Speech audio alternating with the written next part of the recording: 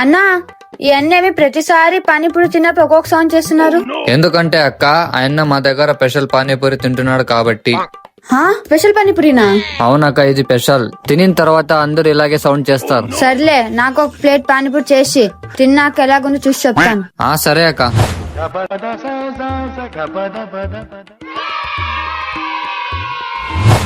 తీసుకో అక్క మా స్పెషల్ పానీపూరి.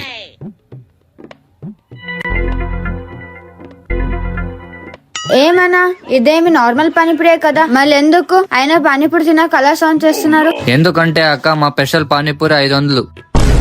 మా పానీపూరి తిన్న తర్వాత కొత్త కొత్త సౌండ్ చేస్తే 50 రూపాయలు తగ్గిస్తాం.